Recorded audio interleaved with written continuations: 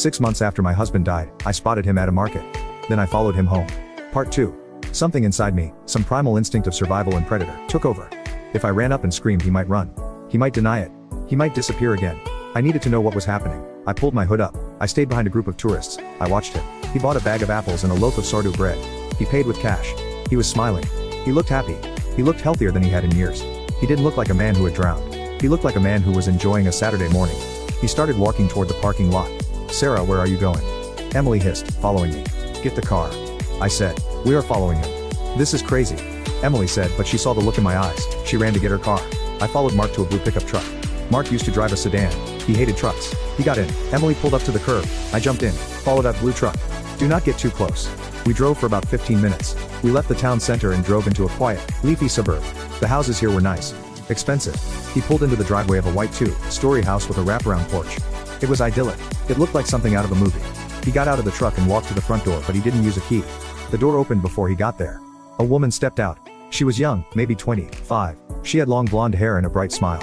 And she was extremely pregnant. I watched from down the street as my dead husband walked up the steps, put his hand on her swollen belly, and kissed her. I felt like I had been shot in the chest. I wasn't just a widow, I was a victim. A victim of the most elaborate, cruel, and twisted con game imaginable. "Oh my God," Emily whispered, her hand covering her mouth. "That is Mark." "Yes," I said. My voice was ice cold. The tears didn't come.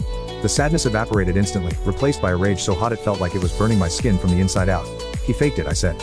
"He faked his death to leave me. He took the easy way out. He didn't want a divorce. He wanted a restart. And he wanted the money." "But you have the money," Emily said. "The insurance paid you." I paused. That was true. The $2 million was in my bank account. Why would he fake his death if I got the money? Unless he was planning to come back for it later. Or maybe the money wasn't the point.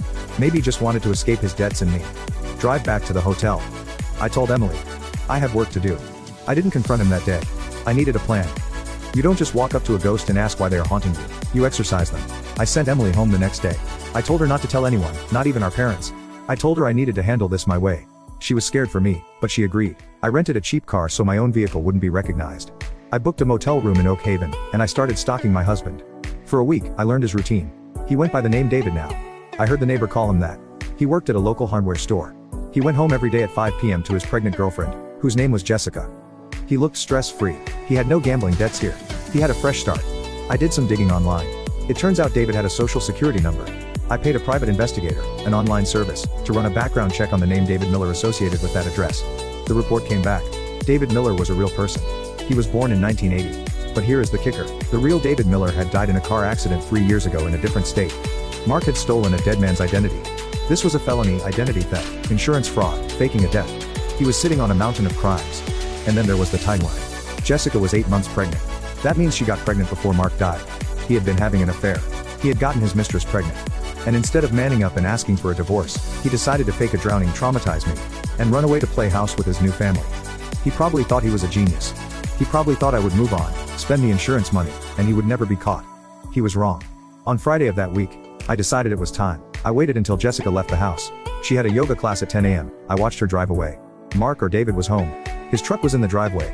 He had the day off. I walked up to the front door. My heart was pounding, but my hands were steady. I rang the doorbell. I heard footsteps. The lock turned. The door opened. Mark stood there. He was wearing a t-shirt and sweatpants. He held a mug of coffee.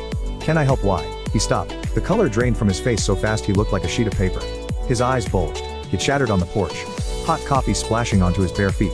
He didn't even flinch. "Sarah," he whispered. It was a sound of pure terror. "Hello, Mark," I said. I stepped over the broken ceramic and walked into his house without being invited. Nice place. Much nicer than our house. But then again, you don't have debt collectors calling here, do you? He stumbled backing into the living room. "Sarah. How did you find me?" "Does it matter?" I asked, looking around. There were baby photos on the mantle, ultrasound pictures.